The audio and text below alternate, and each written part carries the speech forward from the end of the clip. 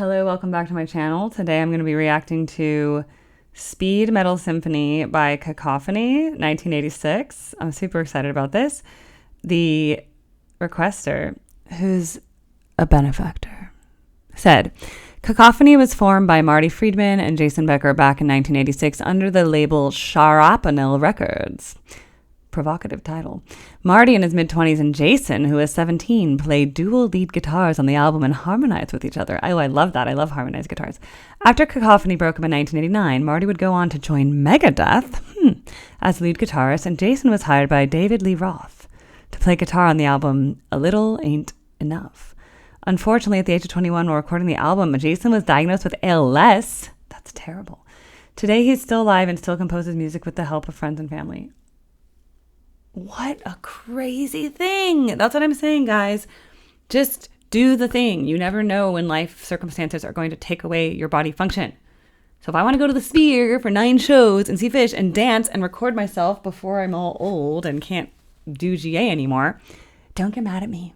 Okay? All right. This is a 9-minute piece. Maybe it's a song. We'll find out soon if they sing. Probably they sing. And I just came up with a new benefit. That benefactor videos will go to YouTube public faster. So now I have a 3 to 5 week wait from when I record it to when it goes up on public. Like, members get it right away. But now the benefactor ones are going to get expedited, because that is a good freaking benefit. Because people want to get their reactions and they want to see what everyone else on YouTube thinks in the comment section. Though my members are pretty good too. Like, just getting it up to members and seeing what the members have to say, that's good too. But it's even better to see what YouTube has to say. And I like it because I need to grow my channel. I need to get to 100,000 subs, guys. I'm almost at 25 and that'll be a quarter of the way. But if I get more good videos out faster, hopefully the algorithm will send me more subscribers. So I don't know. I'm kind of doing the just go really hard until you get there. Other YouTubers are strategic and they're like, I just release 3 videos a week and that's it. I'm like, I release 50 videos a week. I don't know. I do something crazy. Like, I probably do 21 videos a week or something, because I do about 7 every 3 times a week, about 5 to 7. So, all right, let's go with this.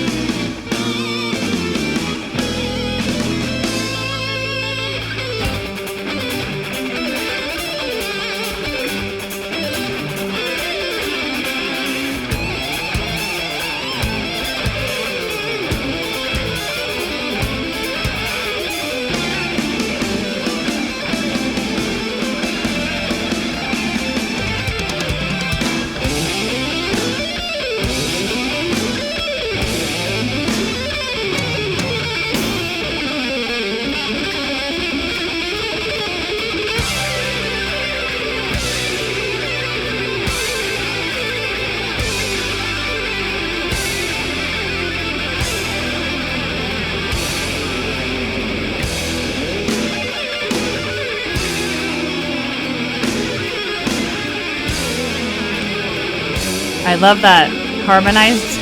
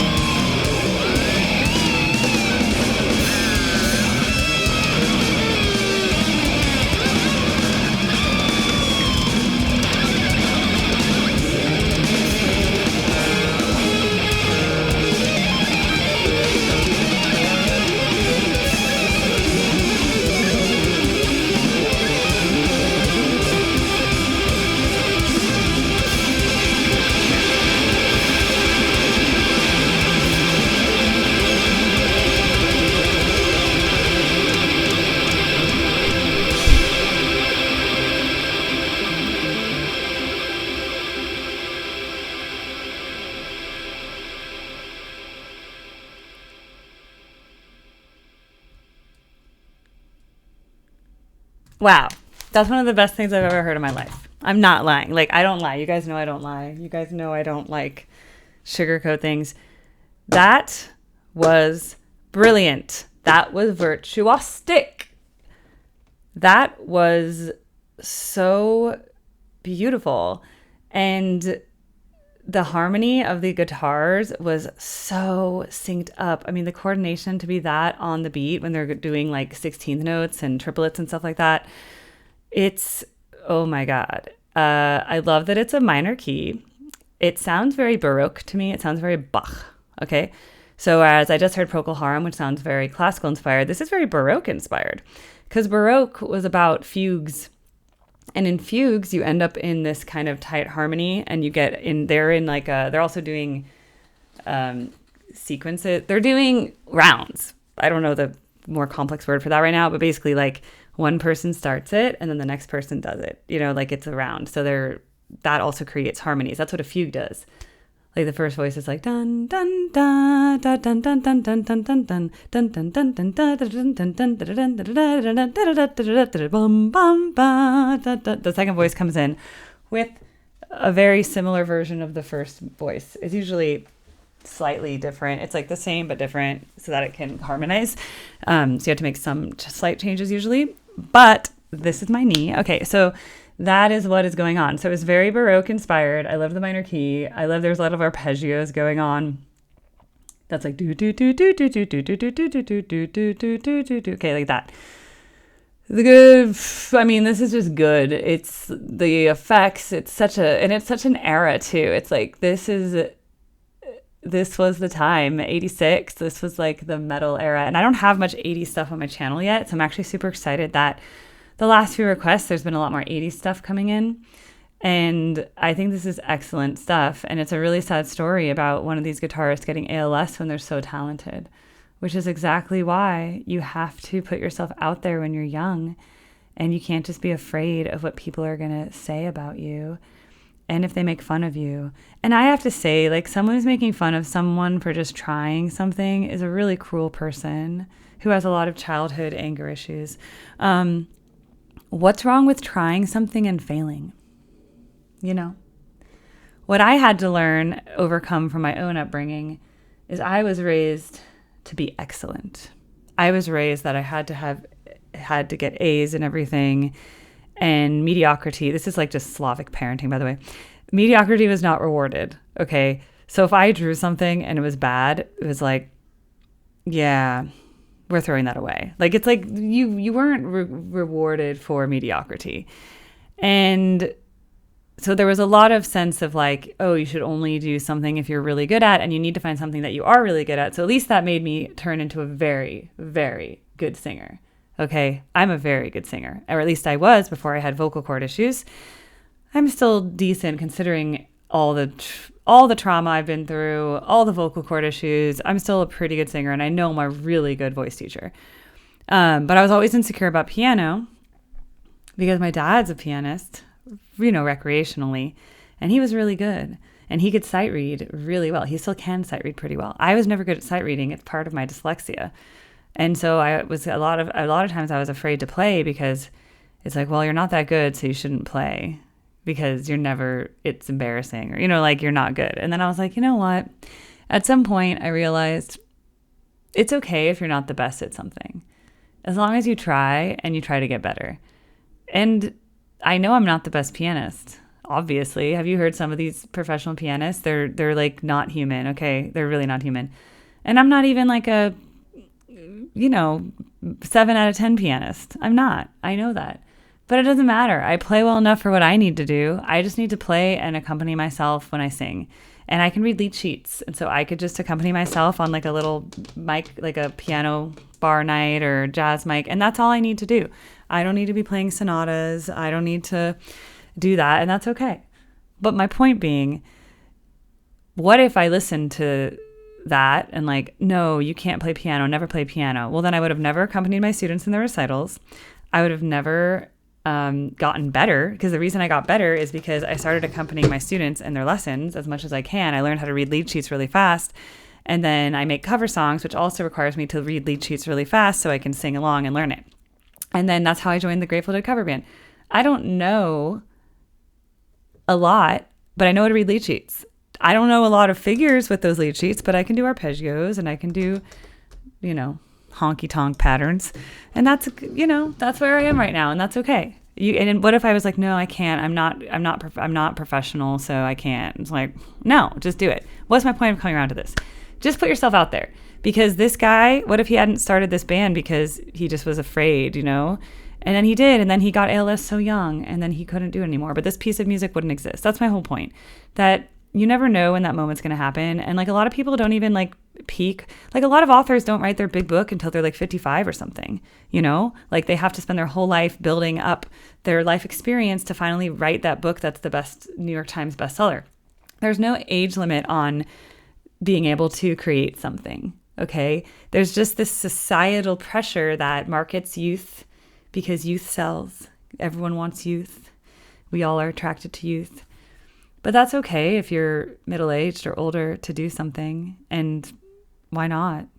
And we can support our contemporaries. People my age should like what I'm doing because I'm the same age as them, Like, I only want to watch 22-year-olds do stuff. It's like, why? It's like we can all have a voice at different ages. My point is, this is an excellent piece of music. I really liked it. It was and it was instrumental. That's so funny that I said that comment at the beginning. I'm like, we'll see if it's a song or not. I don't know why I had a sense that it was just going to be instrumental. I just had this weird sense, but I have like a sense about things. Maybe it's because the way the guy wrote the thing about the harmonizing guitars that I just felt that the guitar was going to be the voice and not a singing voice. And that was true. It was just all instrumental and it was beautiful. And that's why I think it was more Baroque and more like a fugue, more like a Bach organ. Have you ever heard like Bach organ works? Super complicated. Bach was a genius. Okay. So this was really, really, really, really, really good. Everyone should hear this in their lifetime, especially if you're a guitarist and you are, guitarists are just studying all these lazy blues riffs. Again, let me just give a little knock at the blues. Okay, slow blues, doing a riff over a slow blues is like child's play compared to what these people are doing. And yes, does improvising over blues teach you improvisation? Yes, absolutely. And that's an important skill to learn. But you try playing these runs that they were doing in perfect harmony, which meant their rhythm had to be completely synchronized. You try doing that, okay? Because in blues, you have you can not do the rhythm exact because you can swing the rhythm, you can lean into the downbeat, you can do all these things, a little slide. This was like, we need to have this perfectly coordinated in complete, perfect succinction, right? That is a whole nother level of expertise. I like to click my nails together because it makes a sound, but it's not like an annoying sound like this. It's like little tap, ASMR. Also, EMDR makes little clicks, right? So I'm going to tell you guys, hypnotically, this is really good. And if you're a guitarist, you should listen to this because this is what you need to strive to do, okay? Just like I listen to the Queen of the Night and I go, oh my God, I need to learn to do that. I listen to the really hard arias. I don't just sing a blues song and be like, oh, I'm a really good singer because I can sing blues. It's like, I got the blues so bad. Next chord. I got the blues so bad. I got the blues. I got the blues. I got the blues so bad. Wow, she's a blues singer. Wow. Please, bitch.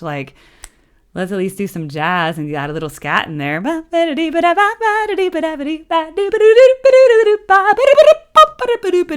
Erica Scat. Try opera. Okay. Good luck with coloratura runs, Una voce poco fa, qui nel cor mi risuonò, il mio cor ferito è già, e l'ignoro fu che il piago. Se l'indoro mio sarà, lo giurai, la vincerò. Se l'indoro mio sarà, lo giurai, La vincerò. There you go. Coloratura. Try it. All right. Bye, everybody.